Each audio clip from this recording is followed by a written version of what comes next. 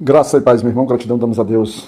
Que maravilha. Hoje, 5 de setembro de 2025, nós vamos meditar aqui no livro de Salmos, no Salmos 93, vamos usar o versículo 4 como sendo o nosso trabalho, referência.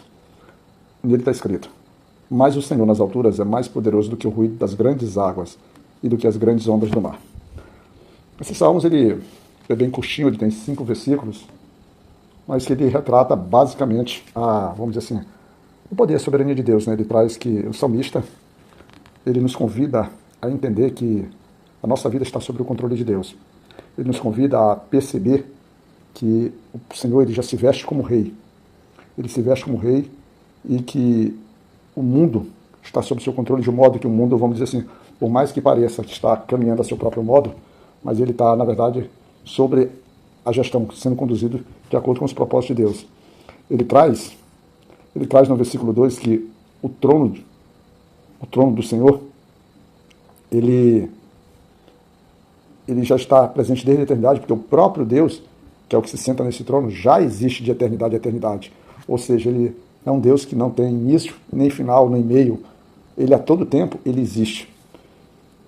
Ele também vai trazer com que, às vezes, existem forças muito, vamos dizer assim, impactantes, que tentam, vamos dizer assim, mostrar a sua força mais do que a própria força de Deus. E ele utiliza exemplos da natureza por meio dos rios, né?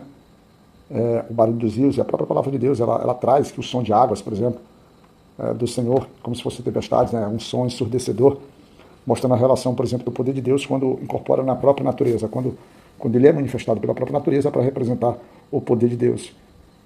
Então, ele, nesse rios, quando ele, vamos dizer assim, exacerbam os seus ruídos, tipo, por exemplo, uma grande chuva, que faz com que as correntezas viram águas torrenciais, aí ele é limitado porque conforme nós trouxemos logo no início do nosso devocional, que é o versículo 4, quando ele diz: mais o Senhor nas alturas, ou seja, o Senhor de poder, o Senhor nos seus céus, o Senhor no seu trono, o Senhor no seu reino, ele se sobrepõe em poder. A própria água é fruto do poder do Senhor. Essas manifestações da natureza, elas são essencialmente da forma como o próprio Senhor fez com que eles existissem. E aí, quando chega no versículo 5, ele nos traz, na nossa versão, que é a versão ARC, diz que muito fiéis são os teus testemunhos. A santidade convém à tua casa, Senhor, para sempre. Estabelecendo que os mandamentos de Deus, as leis de Deus, a forma como ele nos exorta, esse testemunho, ou seja, essas ordenanças, elas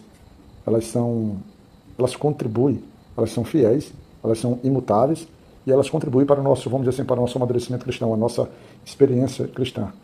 E aí ele nos traz que a casa do Senhor, que é um ambiente em que a gente celebra a comunhão, né, o ajuntamento de irmãos, a proximidade, vamos dizer assim, a adoração em conjunta, ele é um local que resplandece santidade. E é uma santidade que deve estar presente para sempre, nos conduzindo a um entendimento, uma necessidade da gente buscar de fato se santificar, se purificar, para podermos, em comunhão, ajudar o outro irmão e a gente se fortalecer no corpo de Cristo. É um salmo curto, um salmo que ele vai retratar, principalmente como nós falamos, a questão de poder, né? A majestade, a realeza do Senhor. Que a gente então possa reconhecer o nosso Deus como nosso Rei, nosso Senhor, o nosso soberano sobre nossas vidas. E que Ele possa nos abençoar juntamente com nossas famílias. Que Deus nos cuide, meu irmão.